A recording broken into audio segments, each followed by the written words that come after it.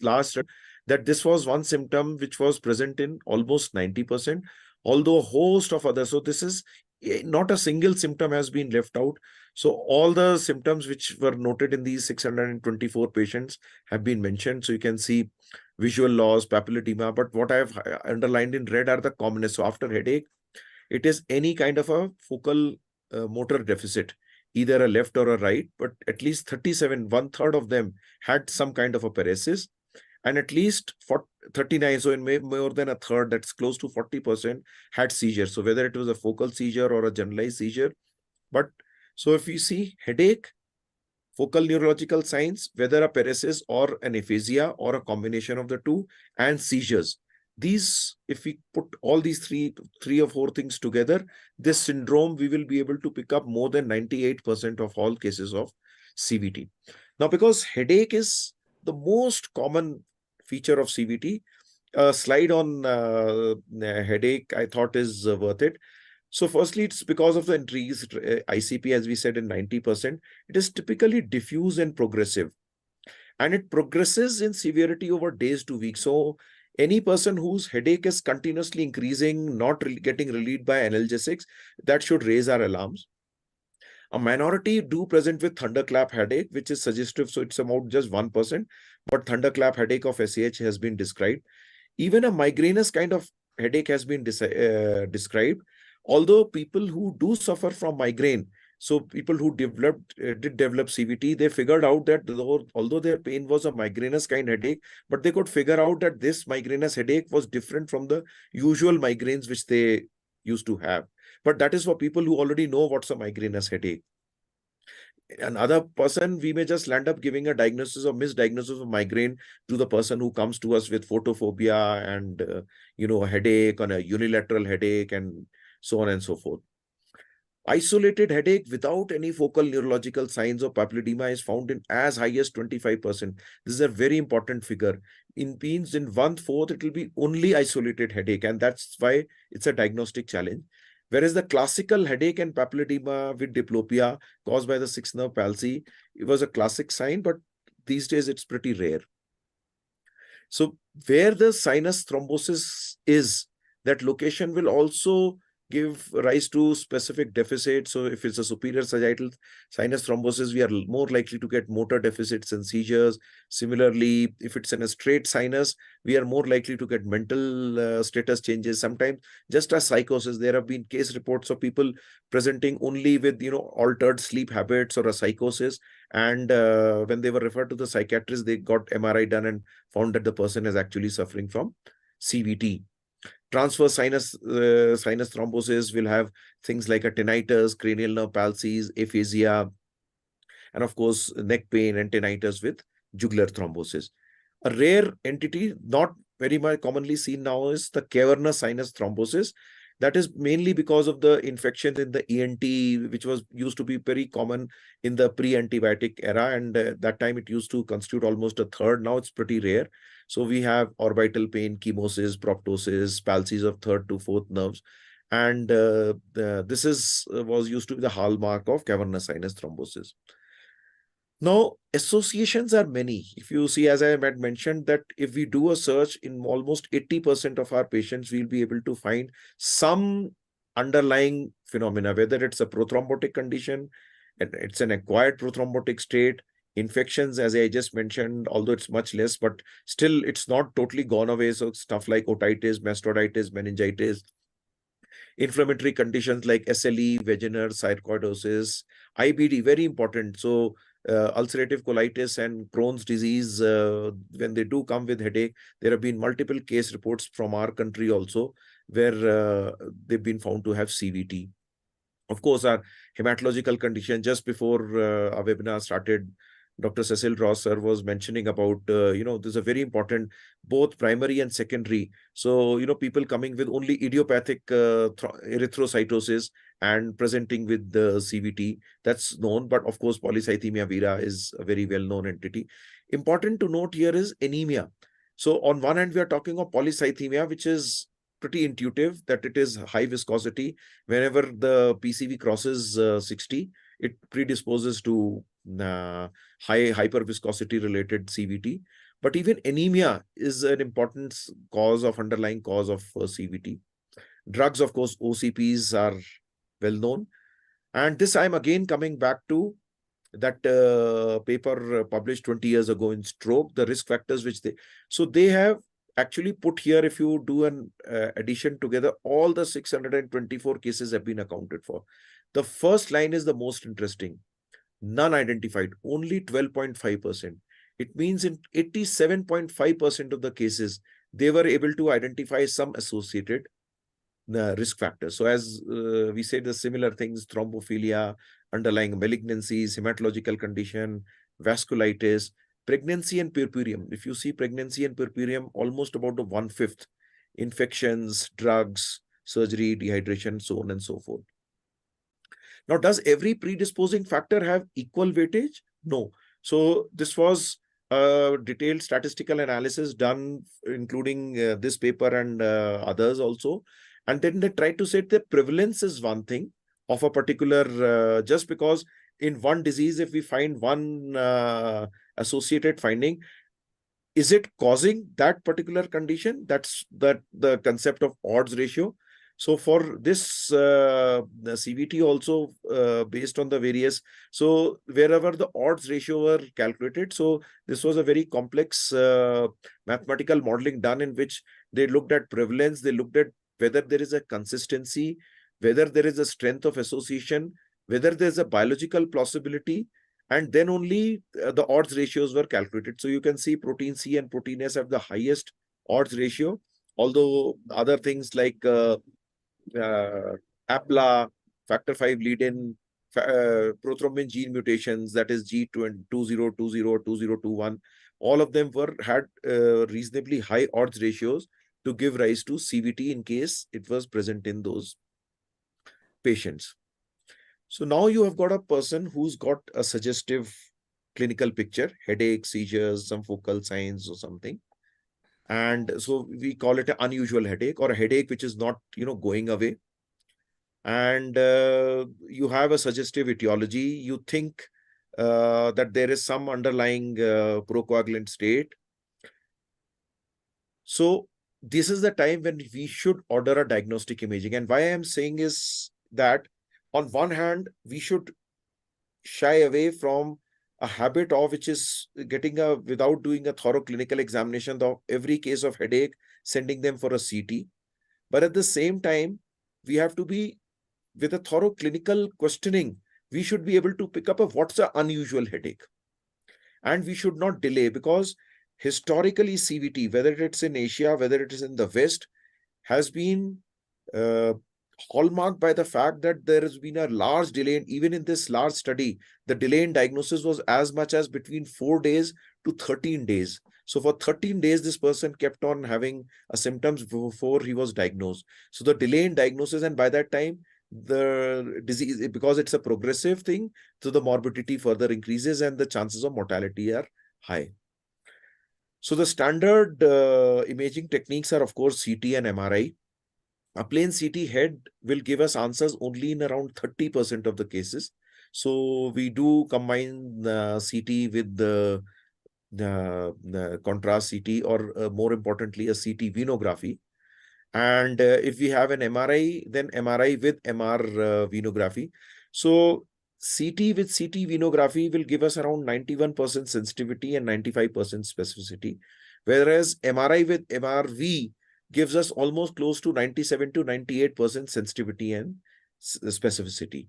So, you have advantages. It is not that because MRI has gotten a higher sensitivity and specificity, CT is not something to be written off, because nowhere can we sometimes get a diagnosis in just 5 to 10 minutes without any, causing claustrophobia, or a patient who's unstable, person who's on a pacemaker, or it's an ICU patient. So many situations we all know. Person is in a comatose condition, and where we know how difficult and challenging getting an MRI is. So there are pros and cons, advantages and disadvantages of both. But suffice it to say, as a clinician, we have to take a judgment, and based on our availability, which one to go, whether for a higher sensitivity and specificity MRI, MRV, or a quick CT and a CT venography. Now, as I said in the beginning, role of D-dimer. So sensitivity and negative predictive value is high only during acute phases. So as I'd mentioned earlier, sometimes we do diagnose CVT as late as a month after the onset because it was subacute. So even the patient was not bothered too much because it was just some chronic headache and some thing going on, a little bit of photophobia, and he also did not give much attention to it, and it became chronic. It only when it persisted for about 3-4 weeks, his physician ordered imaging, and we got to diagnose him as CVT. So it's only in the acute phase that we can have a role of D-dimer for negative predictive value. Otherwise, in a person who has been suffering with headache, seizures, and some focal deficits for a longish period of time, and we do a D-dimer, D-dimer is negative, don't rule out a diagnosis of CVT is the message. Just like DVT can rule out a P or a DVT, negative D-dimer does not rule out a CVT, especially a subacute and a chronic CVT. However, it can be used as a screening tool. Acute onset headache, you got only access to a normal CT. So you get a normal plain CT, negative D-dimer. With great amount of certainty, you can be sure that he's not suffering from a CVT.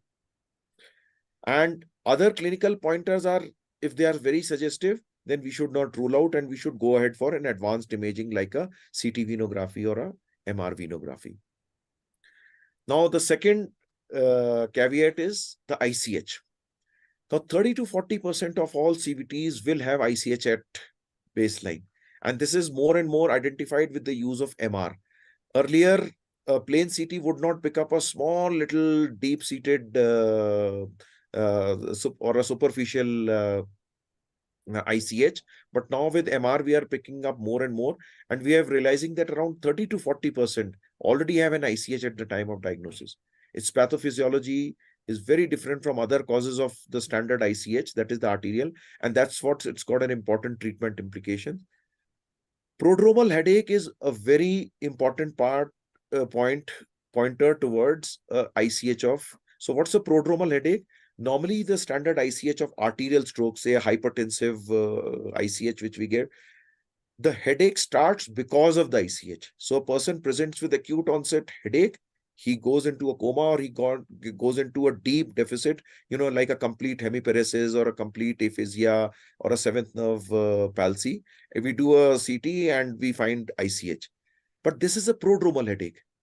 Prodromal means a person has been having headache for 2, 3, 4 days, maybe a week, and before a deficit develops. So this prodromal headache is so if a person comes to you with, say, a right arm or a left arm paresis and an aphasia, and he's been complaining of headache for the last 1 week, it can't be an arterial stroke. It's more likely to be a CVT. Bilateral parenchymal abnormalities, when we get, left leg and a right hand, this combination, normally not seen in standard vascular territory strokes. Clinical evidence of hypercoagulable state. And hemorrhage location is an important consideration because location of a hemorrhage will not always correspond to a well-known territory like a MCA territory or a PCA territory or a ACA territory. Now, coming to management, definitive therapy is definitely anticoagulation, initial heparin followed by oral anticoagulants. And of course, we need to have supportive care for raised ICP, various things like, dexamethasone, methylprednisolone, acetazolamide, mannitol, everything has been tried for raised ICP. It's very important that we do, because the initial morbidity and mortality is because of the raised ICP. So we have to take care of the ICP, and acetazolamide and mannitol seems to be the most favored ones. Most of the neurology texts and their RCTs have said that there's hardly any role of dexamethasone.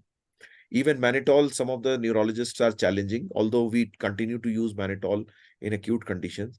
Seizures, when they do occur, they require standard management of seizures, whether it is initially controlling. Status is very, very less common. Mostly it is focal seizures and sometimes with generalization.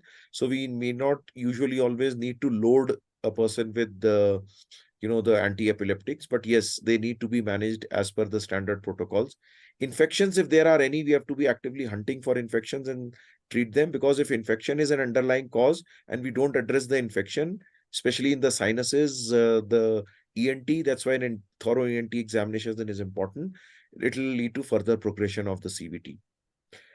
Endovascular therapy, both mechanical thrombectomy and thrombolysis have been tried, but they are reserved for people or patients who continue to progress, both in terms of their neurodeficit or in terms of the depth of their coma, despite receiving adequate anticoagulation. So it is not an upfront therapy, unlike an acute MI where this is endovascular is an upfront therapy, or even in strokes, arterial strokes these days, it is reserved for people who do not show adequate response to anticoagulation.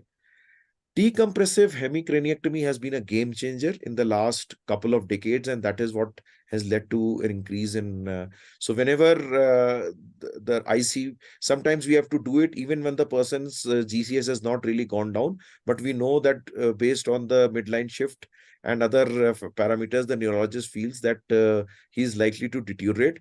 We do a preemptive decompressive hemicraniectomy rather than waiting when a person deteriorates. So that's an important consideration, and that's why a neurologist or a neurosurgeon's involvement in the management right ab initio is equally important, as is a hematologist.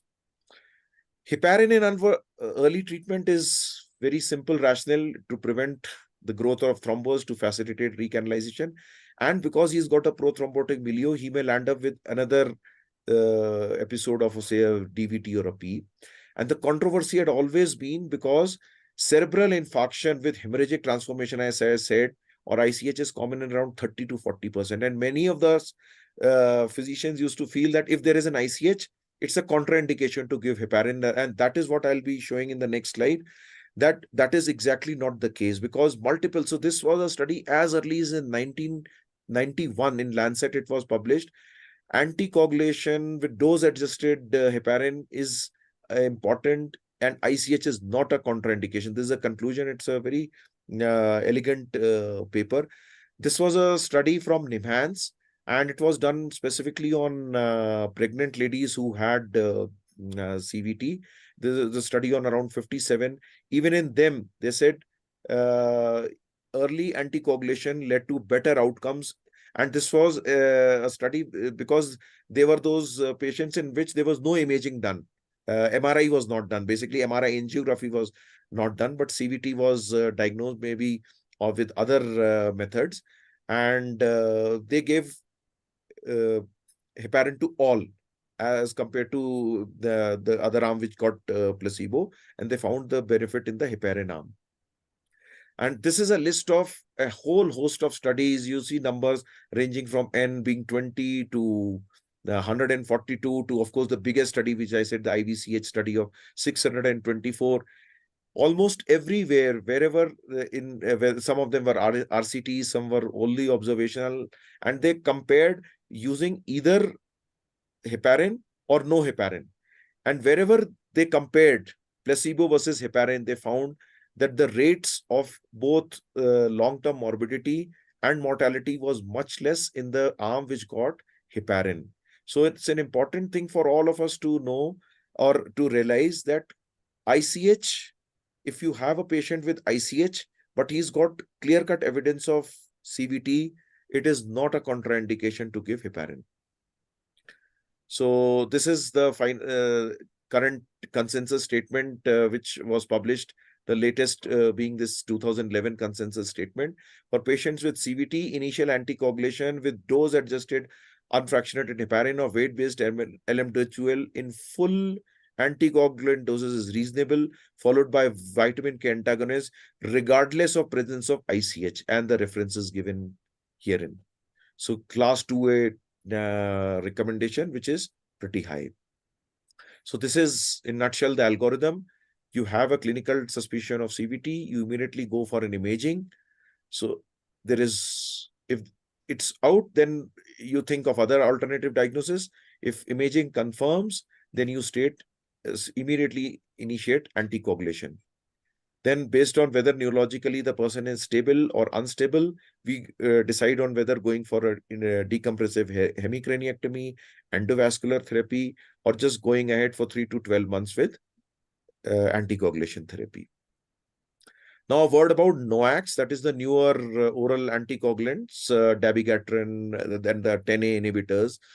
So there have been only two papers which I could find. One was JAMA Neurology in 2019 and Blood Advances in 2020, where a reasonably large study, where this study observed some 114 patients, and this was a study on around 69 or 70 odd cases.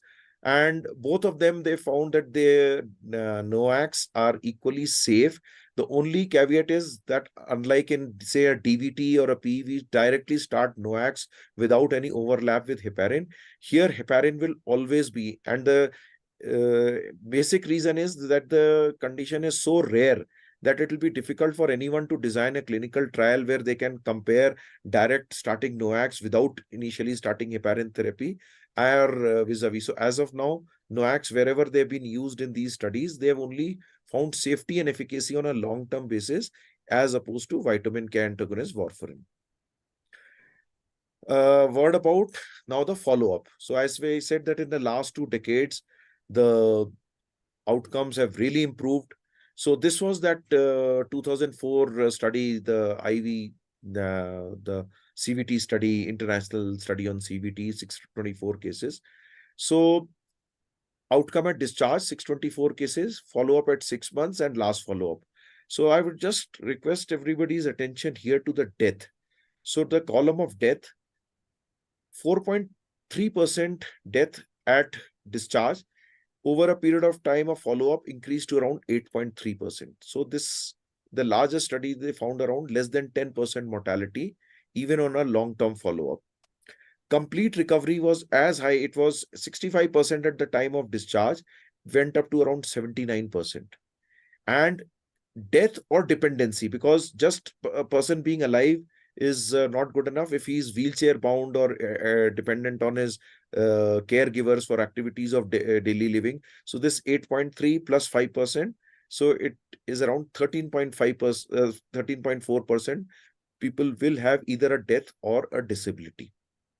So this is a rather better thing in that context, that 80% of our patients today show a complete recovery. And this is, mind you, 2004 paper. Now it is 2024. So the things have only gotten better from this vector. So the predictors of people with poor outcomes, of course, they found age, male sex, people who presented initially with a low GCS. If the thrombosis did involve the deep venous system or the underlying malignancy or CNS infection, they had a poorer prognosis. So this is again, so it is, that was only one single study, but this is a meta-analysis in which these various studies by, on the left side are the references given, Ronder, Pierre, Pritter, Venoport study, and the ISCVT study. As you'll see, various follow-up times, and these are the numbers. So yes, no means death or dependency occurred in 10, did not occur in 10. So it means this study had only 18 patients.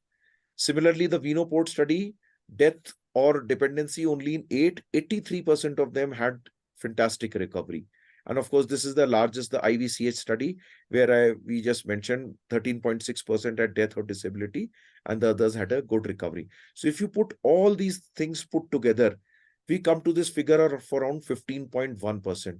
So on a long-term follow-up, around 15% of the patients will have either a death or a disability, but it means 85%, if we follow the protocols, 85% of our patients of this deadly disease, we will still be able to salvage them and not just keep them alive, but give them a good, healthy life subsequently.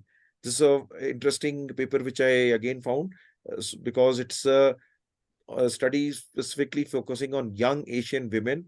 And if you see the authors, they are from, the lead author is from Karachi, Pakistan. They've included patients from Iran, Singapore, Hyderabad, Tirupati, and New Delhi contributed to this paper.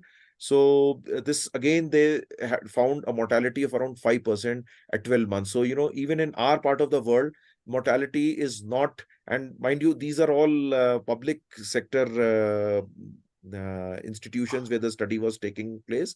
So 5% mortality in our setting is also comparable with what is shown in the West.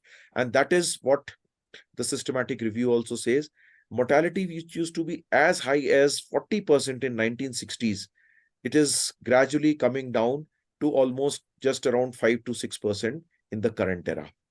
And all this has been possible because of our realization of starting early, because in that era of 60s and 70s, the physicians were very skeptical of giving heparin. And of course, the decompressive craniectomy, early diagnosis because of MRI and MRV availability. So we get to diagnose them early, start anticoagulation early, and people who are going into a neurological decline, we do a decompressive craniectomy. Follow-up consideration, of course, duration of anticoagulation, 3 to 6 months in case the underlying cause has been found out. And if it was spontaneous and we have not been able to identify the underlying cause of CVT, then we give up to 12 months. And if it is because of a clear-cut procoagulant factor, say a factor 5 lead-in mutation, or say another, well identified inherited thrombophilia, then probably it may be indefinite anticoagulation. Similar is the duration of anti-epileptics, will depend on the recurrence of epilepsy and the amount of the cortex involved and so forth. Recanalization, around 85% of people will recanalize at 3 months, and that increases only to around 88% by 1 year. So whoever has to recanalize will recanalize in the first 3 months. Monitoring, so doing a serial MRI or a CT scan to see whether your thrombus has been, whether your sinuses have recanalized or not, is not required. So most of the neurology consensus statements say, please don't monitor a patient by doing recurrent imaging of the brain once he is recovered, because that will not impact the long-term outcome. If he has recanalized at 3 months, that's it. If he hasn't, we continue with it and the treatment doesn't change. Some people do continue to have a nagging headache or a visual impairment, and that needs to be addressed. Absolutely no role of aspirin in long-term follow-up of a CVT. A word about CVT and pregnancy. If you will recall, I mentioned 3 to 4 per million. But during pregnancy and puerperium, it increases to as high as 1 in 2,500 deliveries to 1 in 10,000 delivery. So in various studies, so pretty high. From the 3 to 4 per million, we are talking of 1 in 10,000. Greatest risks are in the third trimester and first 4-week postpartum, first 4 postpartum weeks, treatment with heparin till delivery, and then we switch on to oral anticoagulants as the norm for other conditions, say DVT or PE in pregnancy. If a lady asks you, she suffered a CVT during, she is a primary gravida and she suffered a CVT, you managed her well, everything went off well, and now can she have a second pregnancy? So the answer is that based on the systematic review, our answer is that there is no contraindication if we have already done a procoagulant workup and we have not identified, inherited thrombophilia. It's absolutely safe because, yes, we will be more cautious, but people in whom inherited thrombophilia was identified, we will need to start them on LMWH in the third trimester of their pregnancy. Lastly, a word about, where I'm sitting and giving this talk to all of you is from altitude. Ladakh is somewhere at around 15,000 feet. And if sea level oxygen is around 100%, we are breathing oxygen at around 58% of what the other people are breathing. And some of our troops who are sitting at around 20-25,000, there the oxygen levels falls to as low as around 39%. So this is the normal physiology of altitude. Why I'm highlighting is that, this is a series of thrombotic cases which we've charted over the last, from 2020 to 2023 and month-wise. So you can see it's not following any particular month that, we'll see more. Although there is some predilection which says that towards the winter months, the incidence goes high, but statistically not significant. Out of that, I'm just pruning out the CVT cases. So we've got, I just pulled out this data from 2017, and this was a presentation which I made to my DG when he came in June of 2023. So this data is updated only till June 23. I've got a last slide in which the complete data of 23 is also there. What is important is to see the bottom figure, total. 28 cases, 31 cases, 33 cases in this particular year. It went up to 41. So whatever, if you average it all together, you are looking at around 30 cases of CVT, which we are seeing every year. And mind you, these are young, healthy male soldiers who are from the plains. They've come here to do their 1 or 2 year posting in Ladakh or this region, and they land up with the CVT. And consistently, it's through the years. Just to compare it with DVT in general practice, you find it much, much, much more common than CVT. Here, on the other hand, the DVT rates 10, 10, 10, 17. It's almost akin to what I would be getting in a general population. So DVT is slightly high, but not as high as CVT. Same for pulmonary embolism. You see 3, 2, 6, 6, 5. This was an outlier. We still don't know why in 2022 we had 11 cases of pulmonary embolism. But this year we just again had only 5 cases. So this is only to compare, although higher incidence than in plains, but CVT is far, far more than the DVT and the pulmonary embolism. So this is that figure of 2023. My denominator is 50,000. There are just around 50,000 people who are under my follow-up. And in this year alone, 41, all males, median age 32, youngest being 22 and the oldest being 45. 41 young males got DVT this year in 2023.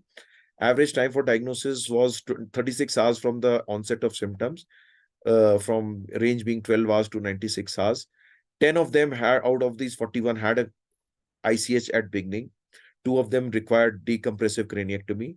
Luckily, not a single mortality, although 5 of them still have a residual at 6 months. They have a residual disability in terms of not being able to walk without support, so on and so forth. So the question here is, I told you in males, in my very first slide, 1 per million, because it is 3 to 4 per million population, and out of that 75% are females. So if we were to be talking of males, 1 male per million, 50,000 population, I'm getting 41 cases of CVT in just, and this is across the, that's why I said it is not this year. I showed you data from 2017 onwards, almost every year between 30 to 40 cases. So what it translates to, 41 in 50,000, it means around 80 per lakh. And if it is a million, means 10 lakh, 800 per million population. So what is 1 per million in plains is 800 per million in this region, between 600 to 800. So the research question was, why is the incidence of CVT more than 600 per million when it is just 1 per million in males? So we have already submitted this research project. Hopefully it should come through in the next few months, the funding, that is to say, because for any research, what you are waiting for is, this project is around 1.2 CR, which we have asked for from the Ministry of Defense. And we hope to complete it by December 2026. What we'll be doing is, we'll be doing sampling and deep freezing them at -80 at sea level. Every patient who will be coming to altitude at day 0 is immediately when he gets inducted into altitude. 30 days after his induction into altitude, and in case he develops a CVT or a vascular event, to act. So there'll be 4 times the sampling would be done. And then we will need to compare, and in case of the other people who don't develop, they will act as controls. So our statistician has said that the controls have to be 4 times to give you a statistical significance. So if we have got, say, 40 patients, so 160 people will be studied as controls. What we'll be doing is CBC, basic parameters like a D-dimer, PTA, PTT, thrombin time, and CRP, and advanced, which, because we presume, as we were saying, that only isolated, whatever preliminary study we said, that these 30-40 patients, they were not because of, what is an intuitive thing is that in altitude, they are getting polycythemia, high hemoglobin. No, their average hemoglobin was just 15 or 16. On the other hand, there are other soldiers who are getting hemoglobins as high as 19 or 20, they are not getting the CVT. So it is not statistically related that high hemoglobin will give rise to CVT. So we have got CVTs at 15 grams of hemoglobin, and a person with 20 grams of hemoglobin just finishing his tenure and going back to the plains without any issues. So we presume high altitude, because it causes endothelial dysfunction, must be causing some kind of a endothelial inflammatory cascade must be getting activated, which is responsible, because we've also seen a time frame. CVT does not happen immediately. It happens when a person has spent between 6 months to 12 months in this sector. And if CVT has not happened in the first 12 months, then the chances are very less likely that he will have a CVT in the remainder of his, because the total tenure is around 2 years out here. So we'll be doing certain advanced tests for them, and then seeing. So what the research, of course, we hope to get some answers in the next couple of years. So with that, I've come to the end of my talk, and I'll be happy to take in case there are any questions. Thank you so much, Dr. Sanjeevan Sharma, for brilliant talk on cerebral venous thrombosis, risk factors and management. You really passed the cold wave from Leh Ladakh to us today on this beautiful topic. Thank you so much for being with us today. And now I request all our discussants to please put the raise hand sign so that we can start our question answer session with Dr. Sanjeevan Sharma. Yes, Dr. Amrita Saraf, ma'am, your question, please. Good afternoon, everyone. It was a beautiful talk, Dr. Sharma, and very elaborate, and you discussed it in so depth that we are really feeling quite aware about this rare but very serious entity. So my question, I have one comment to make and I have two questions. The first question is, as you have said, like this is mostly seen in the females, and I would like to ask you, like, what do you think? What is the role of hormone replacement therapy, and whether how much it's able to predispose to CVT? So oral contraceptives, although that have been a very important risk factors for CVT in females. Yes, I did not specifically look into, because the hormone replacement therapy, which is done typically around the perimenopausal period, and because the drugs which they use is almost similar to what is the composition in an OCP. That could be predisposing, but then because it is so less common in people around the age of 50s and that side, that probably a detailed study has not been done, as has been done on young females, where puerperal and third trimester pregnancies have been studied. But I think it's a very justified comment to make based on its rarity, because maybe the gynecologist will say that the advantages of managing a perimenopausal symptoms with HRT will far overwhelm the risks which it may cause because of CVT. Yeah. Okay. But probably your question is justified in case a person has ever suffered a CVT in her life, that is a peripartum CVT. She is a candidate which we should actively advise that around the menopause she should not go for HRT. And what about like getting the patient worked up for a predisposing cause based on the history and the previous workup for CVT? So as is in DVT and PEs, they say thrombophilia workup is a debatable thing, and it's a physician's call. And it is not recommended by any of the authorities, because after all, yes, but if supposing your patient was a primary gravida and she comes to you and asks, Dr. Amrita, I'm planning a next pregnancy, you have to go for a procoagulant workup before you give her a definitive answer. But if it is was one isolated event of CVT and she's fully recanalized, her functional status is absolutely rankin 0, then probably you may decide not to go ahead with the procoagulant workup. Right. Thank you. I have another question.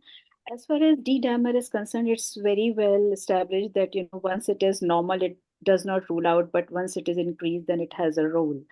So there is a recent study by PGI Chandigarh team, and they have published, I think last year, it's about the utility of quantitative D-dimer assay as a biomarker in the diagnosis and evaluation of CVSD. So they have What found was that the level they used in this PGI study? that's what I'm saying. They said if it is less than 300 nanogram per ml, it has got a 90% sensitivity for exclusion of CVT. So what is your Yeah, so that's comment what they on said. this? 90% is very less for negative predictive value. That's the Right. whole thing. See, Yeah. NPV 90% means you yourself are saying you'll be missing out 10%. Right. So any negative predictive value, any disease which has to have a NPV of something close to 99 or 98% before we say that test is has even any utility as an NPV. So that's why I think what this PGI Chandigarh is studies sort of corroborating what we already know. 10% is too much of a figure to be left Right. for NPV study. So ultimately, if we have to go for an imaging, then it hardly makes any difference. Yeah, once imaging gives you a pointer, then I think D-dimer does not have much Exactly. value. It does not. That's Yeah. what the Yeah, that caveat highlights here it. is. So the even this neurology update guidelines on CVT, they're just saying use CVT, use D-dimer as the initial screening with a normal, say, person with headache and a normal CT brain. And if the D-dimer is high, probably you may go in for a MR venography or a higher levels of study, Yeah, because now rather once than the ruling it study, out. right. So the study which you mentioned where you have included D-dimer as a part of the workup. So maybe based upon this and your control group, which you So this, mentioned see, around. what study which we are planning is, it's a long-term prospective study. Here we have to study every parameter, because at the Right. end of the study in 2026 or 2027, when we start analyzing, then we can't be made that, oh, we should have studied this also. So right now, Right. in any prospective study, you have to include every variable. So there are close to 27 variables in our study. Right. But I think people have to give importance to this, negative values. I mean, the importance of D-dimer, whatever it deserves. Sure. Fine. Okay. Thank you. Thank you, ma'am. Dr. Archit Pandari Pandey, your question, please. Archit, you are muted. Yes, you are muted, doctor. Hello, sir. Am I audible? Yes, Yes. you are audible. Sir, I wanted to ask, many times these referrals are there. Patient is admitted in ENT with chronic suppurative otitis media. And as a part of complicated CSOM, they tend to develop subdural empyema and associated venous sinus thrombosis. So these patients, the duration of anticoagulation should be 3 to 6 months or So you just are saying even... a person with otitis media who has developed CVT. Yes, sir. Yeah. So there is, you're absolutely right, 3 to 6 months, because till the underlying cause is taken care of, you anticoagulate them. If at the end of 6 months still your ENT colleague is saying that the underlying sepsis has not been controlled, then probably you'll have to continue your anticoagulation as well. Okay. Thank you, sir. Thank you, Dr. Archit. Dr. Cecil Rose, sir, your question, please. Sanjeevan, so what I was thinking was, see, Sir. now if you take the heparin or oral anticoagulants, they don't cross the BBB anyway. So is it safe to give heparin for all these people who have got a CVT which is not very large? Now, supposing there's a hemorrhagic infarct which is quite large, okay, then to give heparin in that situation may not be a good idea. You might as well have to go for a decompressive surgery. Sir, as That all situation, these, yes, sir, very important. So, sir, that's why we do get sometimes biased by the size of the ICH. If the ICH is large, it is a surrogate marker of telling us that the CVT is large, because a large ICH right. cannot come with a small CVT. So, if the CVT is large, and by not giving heparin, we are allowing that CVT to further progress. That's the whole issue here, is that it will, unless we arrest this process of progression of the thrombus, it is only going to get worse. And that is why in all the, not one, but all the, in that chart which I showed, the 15-16 RCTs, which they did heparin versus placebo group, they found mortality higher in all cases, including rates of ICH were higher in the placebo group than in the heparin group, because as their thrombus progressed, they gave rise to a further larger ICH. So yes, sometimes at the time of decompressive craniectomy, yes, that standard things we'll have to follow. At around the time perioperative time, we'll have to withhold it for a day, and but that's the other measures. But saying that we will not give heparin probably may not be the right thing to do. Okay. Because normally, if we take day 1 and you find Sure. a large CVT, and you take day 2 and there's no resolution, then you can probably give heparin safely. But supposing there is increase in the hemorrhage, it's So that's a probably very give important thing. So firstly, if it's a increase though in of course I know the then a BBB decompressive can be safe. craniectomy will be required. Yeah, correct. But at the same And time, then it yes, sir. But if the CVT once or your MRI is proven that the person is having extensive CVT without heparin, there is no way. So, in fact, the situation, sir, which you just mentioned, progressing despite being on heparin, these are candidates for endovascular therapy. That is either a endovascular mechanically addressing the thrombus or giving a TPA at the point of the thrombus itself. Okay. The second thing is, in your study, I think you should do it from, say, day 1, you're taking every fellow who enters the Yes, army, sir. you're taking the sample on day 1, right? Maybe it's worthwhile to take on day 30, day 90 or 100 or something, and just Sir, before he as of leaves. now, because of our, we are taking samples at sea level. I mean, because everybody will come here will come from some peace location. It could be whether he's coming from Bangalore. So wherever, because these are well known to us that from where the fellow is coming. Supposing Okay. he's coming from Bangalore, his first sample will be taken at Bangalore or Delhi or Chandigarh, wherever he's coming. Second sample will be at the time, the moment he enters high altitude. That's the second sample point. Why we have taken day 30 is because we presume that by day 30, whatever the prothrombotic milieu has started, whether it is manifests or not, it may have started. And the fourth sample will be, so, even amongst our group, there were people who, like you very rightly mentioned, they wanted an additional sample at day 90. But every additional sample would increase the cost by 20, and if it has to be then replicated on everyone. So even with this No, you small, may have to collect the sample, but you may not do the test.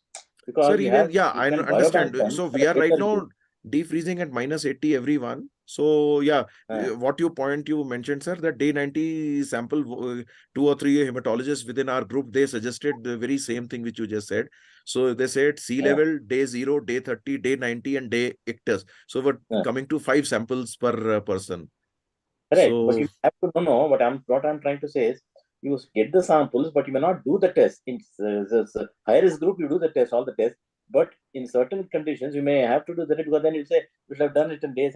Because you may freeze a sample or store the samples for a future. You can biobank all the samples, no? yeah, we are You may not do biobanking, sir. it, We but are when you biobanking. get more money, more funding, then you can go on and doing all that. Probably, No? sir. Probably. Yeah, as of now, this is a protocol which we have submitted to the ministry, and let's see what happens. But the best part in any research is that we can have our internal meetings, and we can also always keep on adding it. We cannot delete any objective, but we can always add on to a methodology. Good. Okay. Thank you, Dr. Cecil Rose, sir. Dr. Anand Kumar, your question, please. Good afternoon. Am I audible? Yes, Dr. Anand. Yes. Thank you, sir. Thank you for the elaborate talk. So my question is, so in our cohort, I mean, like you mentioned, the incidence of CVT is very less, but we see most commonly, like during the L-asparginase therapy, Yes. lots of CVT. So Yes. I have two questions around it. So one, I mean, so there is a thing that it is more common with pegasparginase. So they are common with some brands of L-asparginase. That is also a query. And that is first one. Second, once the CVT occurs, while the treatment where we're giving low molecular heparin, how do you monitor anti-10A levels? Like, we know that we monitor this thing in extremes of age and in obese persons, but is there any role of monitoring anti-10A to find out the efficacy of low molecular heparins in this scenario? And adjoining it, is there any role of plasma therapy at this point to bring up the antithrombin levels? So there are some papers suggesting that. So yeah, please can you elaborate on that, sir? Yeah, so firstly, 10A levels not to be used in clinical practice. It's only for research. So nowhere we are using 10A levels to monitor. Dose-based, weight-based levels and response is the simple way to go forward, including in pediatrics. So because you're talking of L-asparaginase therapy, because in these kids, the leukemia itself will predispose to CVT and L-asparaginase itself. And because it's such a rare condition, to be able to say which particular brand is responsible more, probably somebody will have to do that. And it could be just a simple observational study. So say if just 4 or 5 of big hematology centers, they get together and start documenting that which CVT, which brand of L-asparaginase their patient got. And because no single center would be able to give a statistically significant answer to that. Right, right. You need at least 100 CVTs to take place. And for 100 CVTs, you'll require, and that too in that setting, 100 CVTs in patients of leukemia getting L-asparaginase. Just imagine, probably our entire country's database may fall short. Right. Sir, and any role of plasma therapy during this acute CVT incidents? No. As of scenario? absolutely no, it has not been tried. Sir, second question, if may I ask, sir? Yeah. Yeah, please go ahead. Yeah, so the thing is, whenever there is a CVT, the neurologist gets this thrombophilia workup, and somewhere the protein CS levels are somewhere borderline, hovering around just the lower limit of the thing. So how do we deal with it? And You always have to repeat it, because if it is borderline protein C, you repeat it after a gap of at least 12 to 16 weeks. That's the same practice what we do in DVT and PE also, because Right. firstly you have to ask that question, that what is he going to do with that, because it does not impact the protein C, protein S levels, do not impact the management. It's the same answer for DVT, same answer for PE, and same answer for CVT. We will continue to give our, yes, unless the levels are so low that it's suggestive of a homozygous mutation, in which case an indefinite anticoagulation may be recommended. But otherwise, borderline cases may have no role. Yeah, but yes, of course, because as the ACCP guidelines also said, these days, patient wishes are very important. So if the patient is himself very curious to know, then we will not as physicians discourage him from getting the procoagulant workup done, and we should get it done. But we should, after either the person is on DOACs or we have completed the anticoagulant therapy, and after completion of anticoagulant therapy, after a gap of say maybe 4 weeks of finishing the anticoagulant therapy, we can repeat it in cases of borderline. Thank you, sir. Thank you. Thank you, Dr. Anand Kumar. Dr. Akanksha, your question, please. Yes, sir. Good afternoon, sir. Thank you for the wonderful lecture. So my question is regarding COVID-19 associated thrombosis. So have you, in your experience, had any patients having CVT post COVID-19, either infection related or No, vaccine related? actually, yeah. So if you will see this review in NEJM, which came in December 2021, they did mention a lot about VITT, both the COVID associated and the COVID vaccine associated CVT. They did mention certain case reports. In my personal experience, during that COVID peak, both the first, second, and the third waves, when I was in Lucknow, I did not encounter any case. Only one case of PE was one which we probably correlated it to the vaccination, and one odd case of PAOD, arterial occlusive disease, but no CVT which I did come across. Although they say if it is VITT, then as you know, Dr. Sasil had also pointed out, because the pathology is almost like a HITT in these cases, the pathophysiology. So there we may have to be very judicious in using heparin in these cases.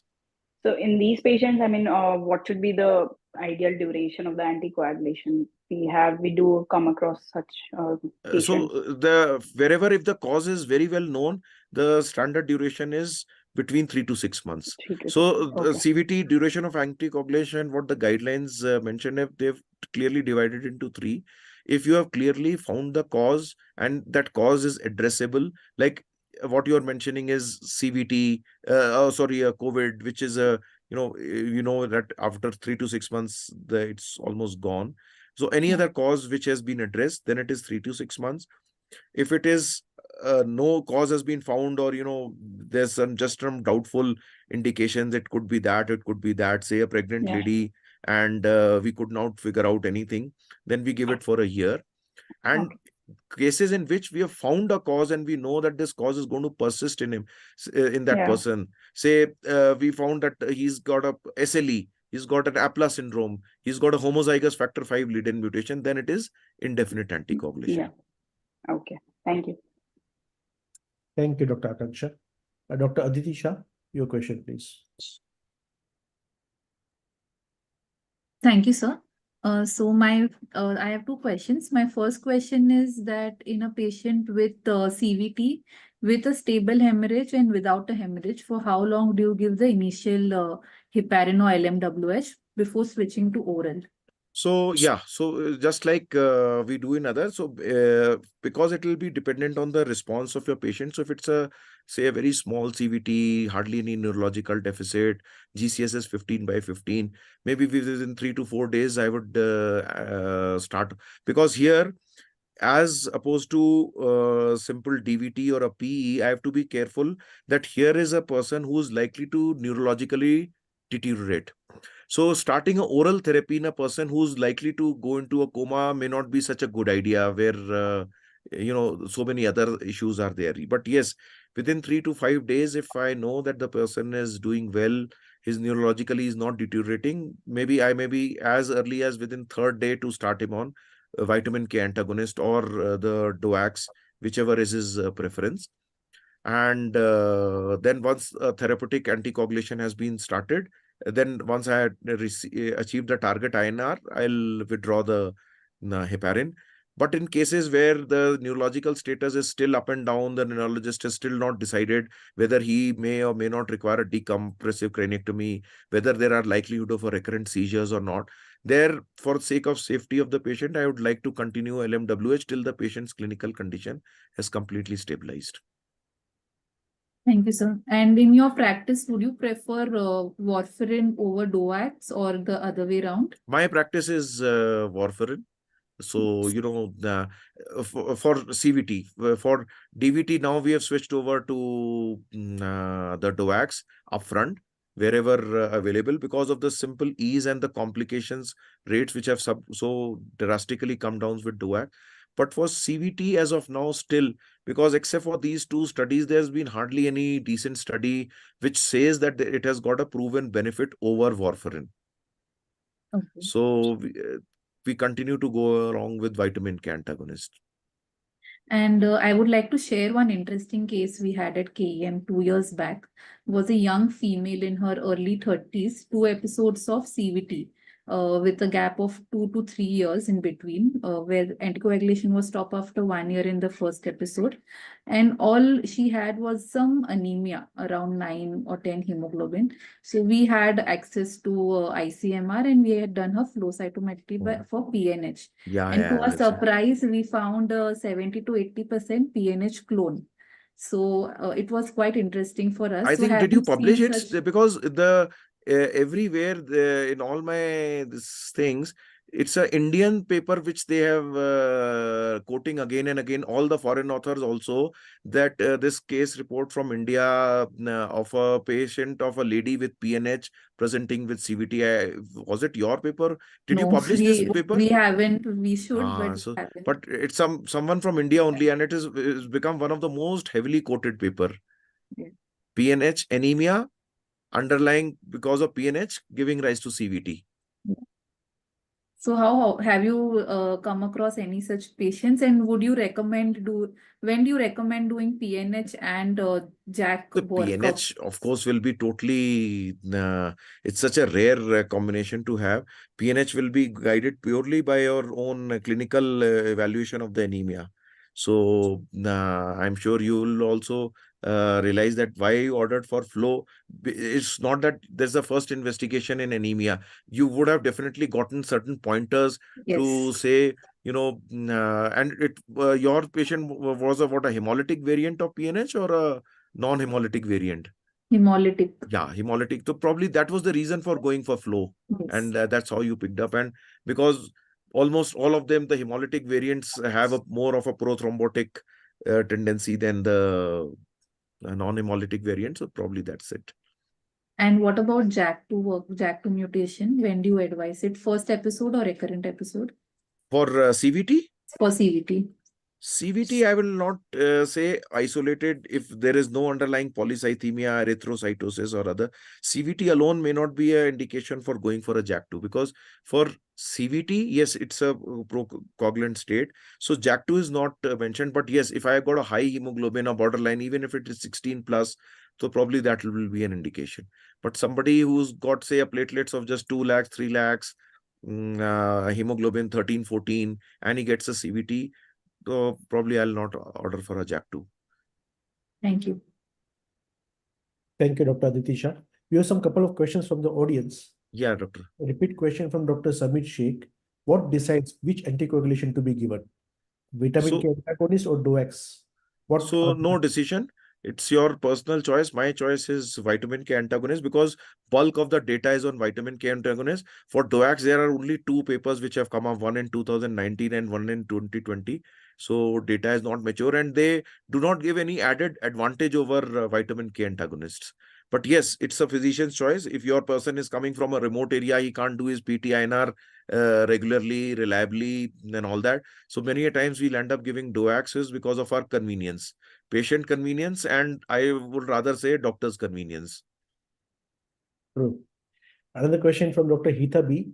In a patient with APLA syndrome with secondary thrombocytopenia, coming with cortical venous thrombosis as well as IC bleed, do we need to anticoagulate the patient irrespective of platelet count, or to keep a target of platelet count of 50,000 before anticoagulation? So the anticoagulation and thrombocytopenia, that has been a well debated and done and dusted debate, that yes, if you have to give heparin in a case of thrombocytopenia, you have to maintain platelet counts above 50,000. So that is one thing, because whenever you're dealing with thrombosis and hemorrhage simultaneously, this has been more than 100-year-old dilemma for the physician. What do you do when you get a combination of thrombosis and bleeding? So please remember one very rule of thumb: thrombosis is more likely to kill your patient than bleeding. So if I have to fear between two enemies, it is something like this: if a snake comes and a tiger comes, who will I fear more? So it's something like, so you got a bleeding and you got a thrombosis. My thrombosis is going to more likely harm my patient more than the bleeding. I've got 110 ways of controlling the bleeding, but for thrombosis, I've got nothing else except anticoagulation. So as a physician, I'm always scared more of thrombosis. So if by giving heparin, my person starts bleeding, I've got so many ways of trying to address that bleed. I can give transfusions, components, Tranexa, surgical intervention, so many things. But there's nothing I can do if the thrombus progresses. So in this particular condition, which you said, APLA, it's a highly prothrombotic condition. Thrombocytopenia, it's a part of that procoagulant condition. I would definitely give heparin. And yes, if there is an ICH and the thrombocytes are less, maybe supported with a little bit of platelet transfusions to make sure that the platelets are kept above 50,000. Thank you so much, sir. Another question from Dr. Arshdeep Singh regarding, you mentioned about that prodromal headache.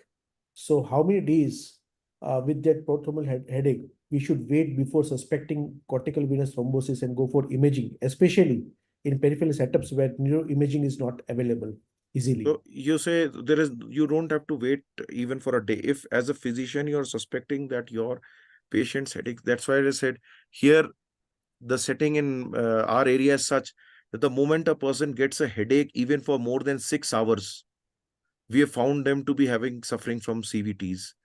It is the unusual headache not going away with simple analgesics, headache which is that the description which the patient gives, a tremendous headache, the worst headache of his life, a headache associated with vomiting, headache associated with photophobias or any other neurodeficit. any unusual, the patient himself says that this is a kind of headache which I have never experienced, because headache is something right from our childhood all of us have experienced. There's nobody who can say that I have not experienced any headache. Maybe he has to be a big yogi for that to happen, but all of us have experienced headache. So we all know that this is not my usual headache. So any unusual headache, you should go for imaging.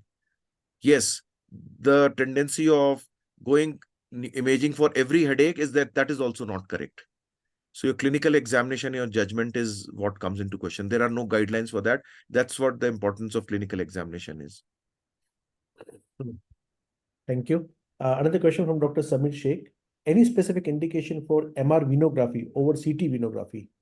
So Has if the I'm doing MRI, then we go for MR venography because it has just got a slightly, but if I've got, because CT venography also gives me close to around 91 to 95% sensitivity and specificity, which increases to around 98% with MR venography.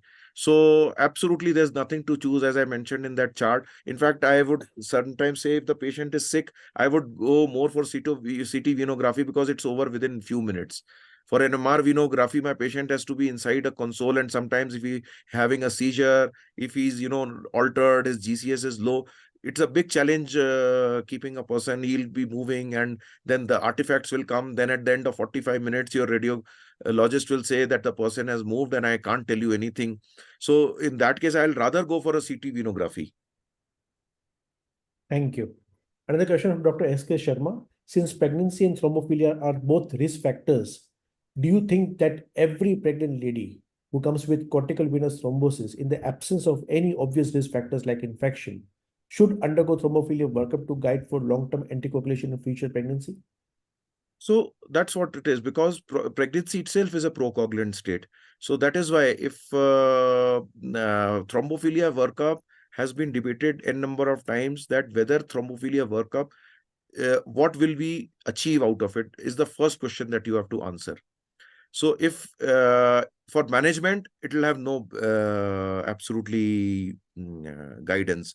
But yes, if the patient is having an extensive CVT, life-threatening condition, other thrombosis in the past, maybe a DVT in the past, person himself is curious because she's planning a pregnancy later on, or an HRT, or even as simple as things. Let's not talk of what if she says that, doctor, I would, after this pregnancy is over, I'd like to go on to OC pills.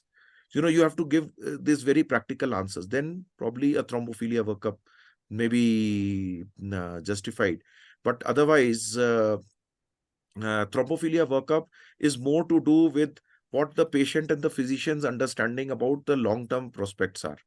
It rarely guides you the treatment. And yes, only in cases of clear-cut. So recurrent, any thrombotic event is a clear-cut indication of indefinite anticoagulation. There again, I'll say that if it is a recurrent, whether I am factor V lead-in mutated or I am not mutated, I'll have to go for an indefinite anticoagulation. So am I justified in getting a procoagulant workup done for a recurrent because in a recurrent CVT, a recurrent DVT, recurrent PTE, we have to go for a indefinite anticoagulation.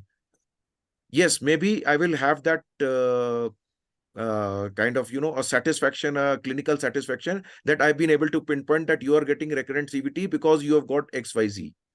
But how will it translate to the patient's benefit? He still has to take warfarin for the rest of his life.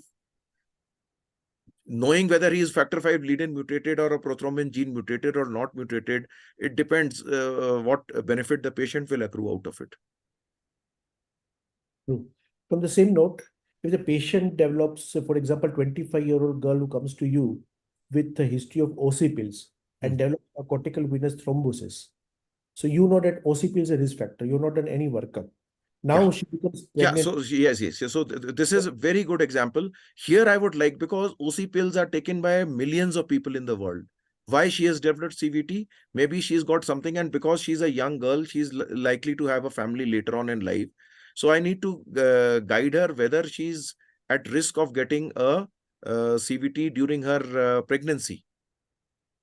So if the thermophilic workup is Workup negative, is positive. Yeah. So in case it is positive, then I will start her on prophylactic anticoagulation. if it is negative, then If it is negative, then we just do a close follow-up. We say that if the entire thrombophilia workup is negative and only OC pills was the only risk factor she was taking, now she stopped OC pills. We advise her not to take OC pills. She goes ahead with a regular pregnancy. We monitor her very carefully. The gynecologist would be monitoring her carefully. And sometimes it is just awareness. See, CVT, unlike arterial stroke or an MI, does not kill instantly. Headache happens, person keeps on neglecting it. It keeps on progressing. 7th day, he gets a CT done. By that time, it's already midline shifted. But when you have already forewarned your patient, the first time she has a headache or something, she'll report her symptoms to the doctor. That is what is the essence of close monitoring. So if the patient has been taken as OC pills and develops cortical venous thrombosis, thrombophilia workup is negative, then what are the chances of her getting CVT in pregnancy? So there cannot be probably a statistical answer to that. She's just that she's more predisposed because she has got CVT once. And she'll not be a candidate because thrombophilia workup is negative. She'll not be a candidate for prophylactic anticoagulation. But yes, she needs to be, because she's at a higher risk than other women of her same age getting CVT.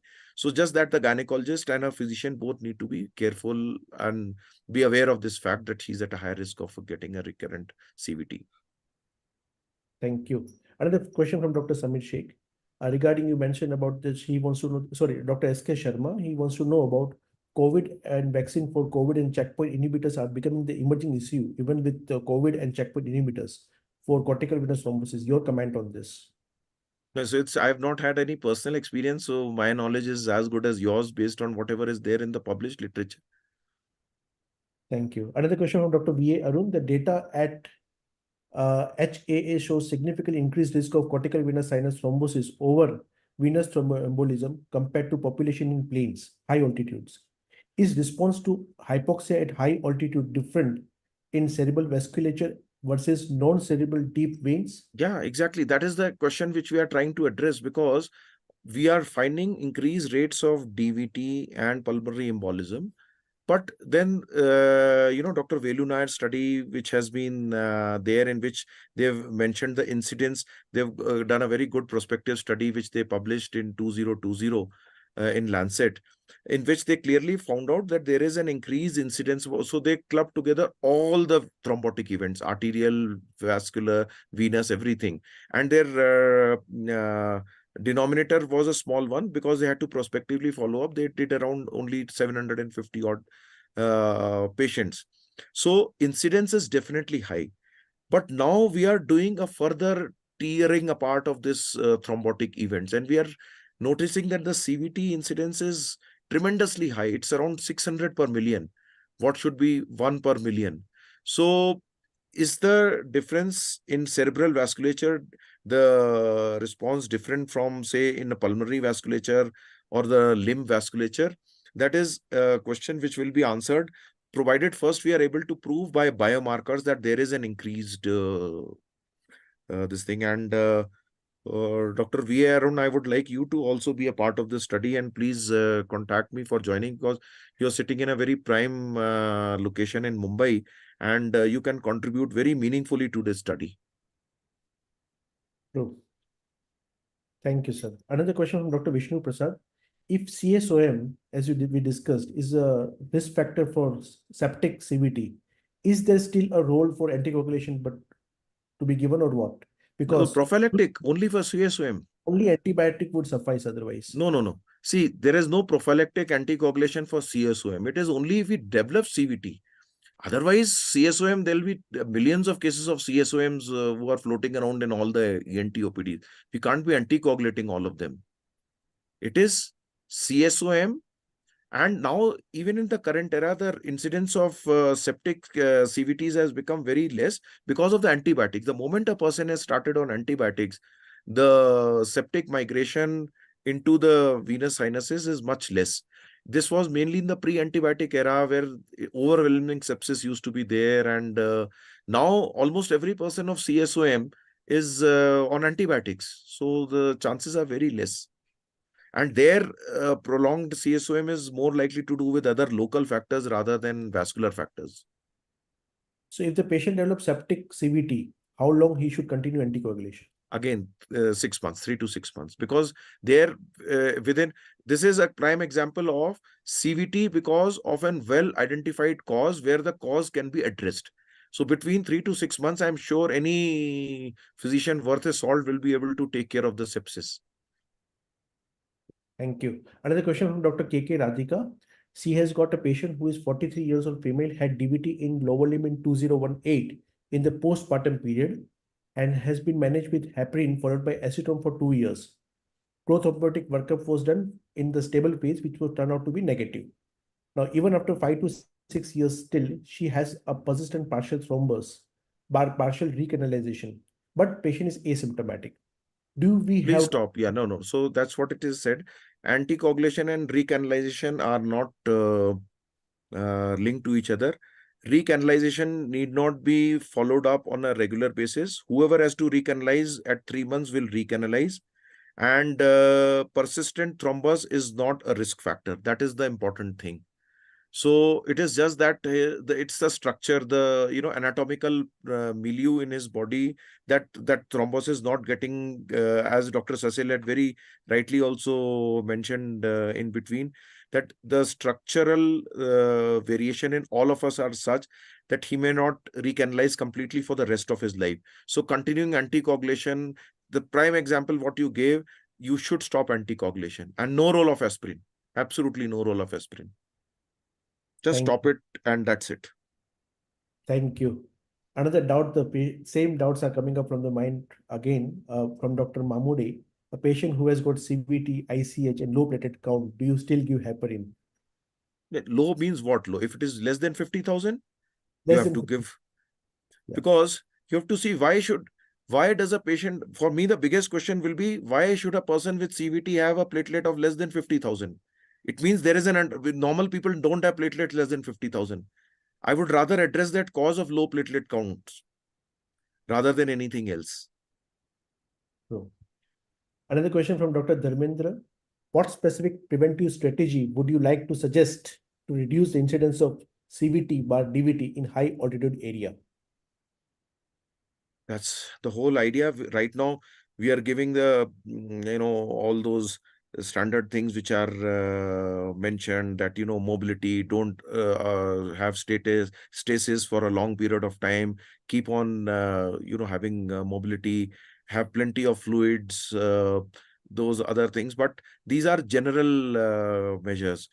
Thromboprophylaxis, absolutely, that is something which can be answered only by this study, and in whom and what to give, because this has been a question which I am being bombarded by other people also, that would you, especially our commanders who are not medicos, they say, doctors, we are losing so many young people to these CVTs and all this.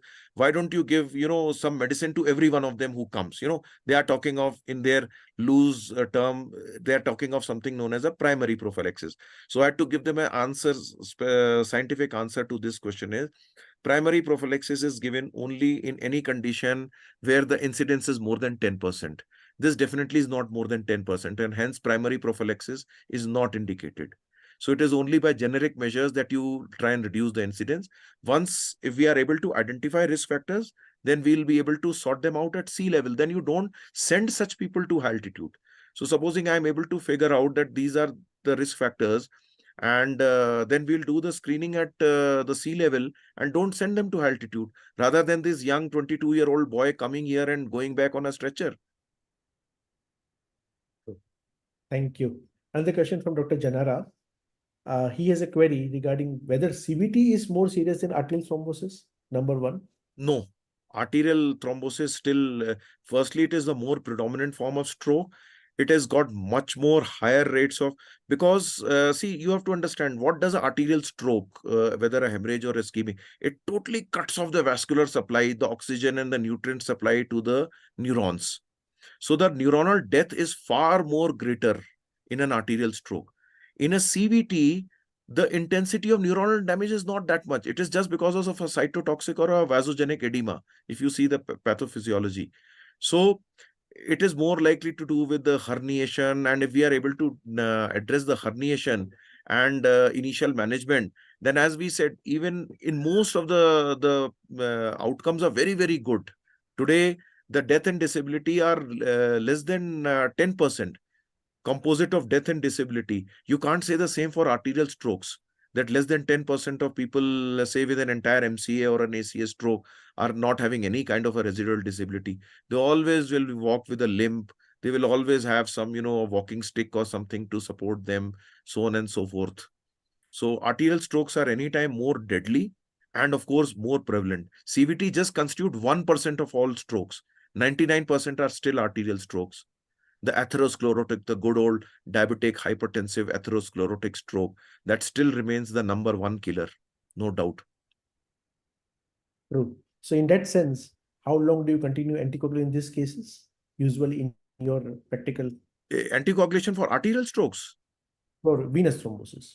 venous What if- thrombus, that depends on the risk factors. That, as we said, risk factor identified 3 to 6 months, not identified 6 to 12 months, identified and not addressable, indefinite. There are only 3 categories of anticoagulation. So if the patient has more than 90% recovery, can we stop anticoagulation at 6 months? Recovery is a function of neuronal damage, not of the thrombosis. Because thrombosis will be addressed in the initial 3 to 6 months itself and the procoagulant. Recovery is to do with how much of residual neuronal damage he suffered. So probably if we were late in diagnosing him and he kept on hanging around for about a week, 10 days, 15 days, by that time his neurons were damaged so badly that now even whatever we give, he will not, it's a peak of recovery which he has had. Another question from Dr. Neemia Thanda. She wants to know again the optimal time to do thrombophilia workup after the recent CVT. So the acute phase not to be done. If the person is on heparin and acute phase has passed off, you can do it immediately. If you've started on DOACs, you have to wait till the not DOACs, the vitamin K antagonist. You have to wait till the vitamin K antagonists have been taken off, wait 4 to 6 weeks, and then do the procoagulant workup. So ideal time is if the patient has not been started on oral vitamin K antagonist, acute phase has passed off, because more important is acute phase should have passed away. Then you do it. So for my thing, most of them I'll do it after 6 months, once the vitamin K antagonists have been taken away. Thank you. And the same question from Dr. Hitabi. What is the ideal gap between stopping of oral anticoagulants and other anticoagulant tests to be done? Well, so I finished all the questions from the audience. Dr. Archit, you have a question? Dr. Archit? Okay. So, Sir, in Yeah. your 2023 experience, 5 patients had some form of disability. So Yeah, did they residual. have some Residual, residual? yeah, residual. Because they are very recent strokes, they still have got some motor weakness. So One has that got is, aphasia, and other 3 or 4 of them have got motor weakness persistent. and sir, the pattern of venous sinus involvement, was it similar in those soldiers who suffered from thrombosis, or different sinuses in So different everyone has, patterns? because it's a multitude of that analysis cannot be done on such a small cohort. It took them 624 cases to be able to do on 10-15 patients. You cannot do that analysis. Idea And is not just going through data. Idea is statistically what answers will you give? sir, Because as in everybody has got multiple sinuses involved. It is not single isolated sinus. Somebody has got superior sagittal with left transverse. Other will have inferior sagittal with the right, this thing. So the combinations itself are some 10-15 different possible combinations of involvement. and sir, as in arterial strokes, we get increased edema around the site of lesion around 3 to 5 days. Have you observed any such finding in venous thrombosis? It happens immediately. It happens immediately. That's the whole cause of morbidity and mortality. Vasogenic edema happens immediately. Thank you, sir. Thank you. Another question just popped up from Dr. V. Arun. Do natives residing at high altitudes also have such high incidence of CVST? Which one? Say again, please. Do As natives, yeah. So they don't have. In fact, that's what we're discussing with Dr. Cecil Ross. The natives hardly have any high incidence. 1 or 2 in an entire year, they see. Okay, thank you. Another, Dr. Nakul, you have a question? Dr. Nakul Tikare. Yes, sir. Good afternoon, sir. So, in practical experience, how do you all approach once they come with a thrombosis? So, invariably, they will be on anticoagulation. They will be on either heparin or vitamin K antagonists, and we need to find out the cause. So, you said just now, ki after the acute phase has passed off, but invariably, it will be like 3 to 6 months. He will be on some sort of anticoagulation. If So, he's on DOACs, then it doesn't matter. And if he's very keen on finding out the cause, or if it was this thing, on DOACs, it's only with vitamin K antagonists that you can't do. And that too, protein C, protein S. Out of all the yes. procoagulant workup, you can do everything else. Nobody is stopping you from doing APLA workup. Nobody is stopping you from doing the vasculitis workup, even antithrombin 3, factor 5 lead-in mutation, the prothrombin gene mutations. Everything can be done. Only protein C, protein S. Just leave these two indications for completion of most of the times, because in my own philosophy, I say procoagulant workup is not required for anyone unless it has got future. He's worried about a future implication. So it does not affect the management. So I am not keen on doing a procoagulant workup for anyone. If the patient himself is very conscious, very particular in asking, or he had a life-threatening thrombosis, they are the only two situations where I'll go for a procoagulant workup. If minor CVT, a small peripheral DVT, or say a pulmonary embolism which hardly required any thrombolysis, I'm not too fussed about doing a procoagulant workup. I'm more importantly trying to manage him for his thrombosis rather than doing a procoagulant workup. Thank you, sir. But yes, many times your patients are more concerned. Doctor, why had happened to me? Why will it happen to me again? If there are so many times, then yes, because ACCP has very clearly mentioned that if your patient wants to do, you should not deny him a procoagulant workup. This is probably one of the very few conditions where patient wishes have been included as a decision making in whether a particular investigation will be done or not done. Okay, sir. Thank you. Thank you, Dr. Nakul. I just wanted to comment. This year, ASH 2023 education program, if you heard this Hams Wasserman lecture, I he didn't. has shown a beautiful landscape of HIT, what first was heparin-induced thrombocytopenia, then HITT, heparin-induced thrombocytopenia with thrombosis.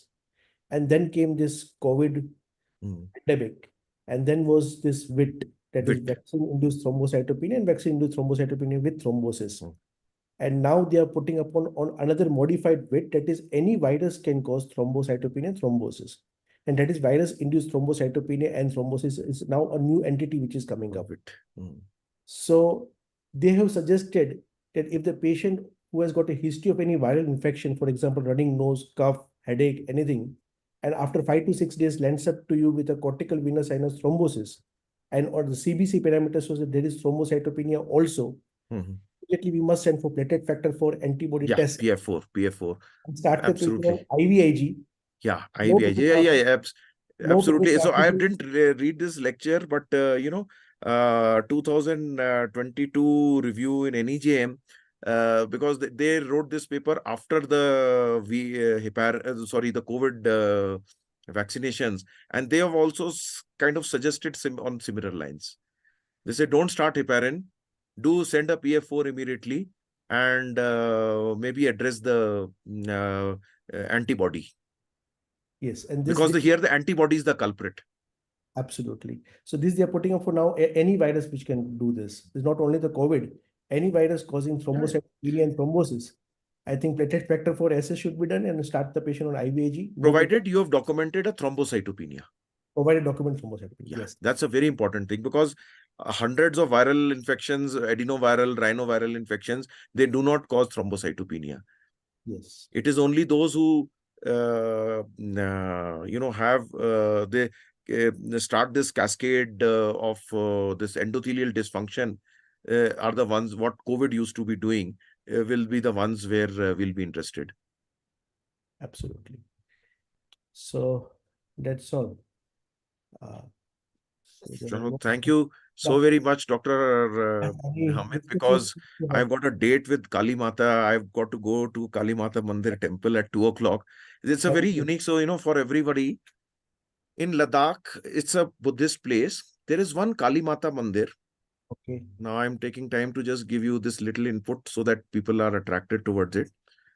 It opens only 1 week in an entire year. So out of 52 weeks, it opens 1 week. 51 weeks, it is shut down. So you can't visit.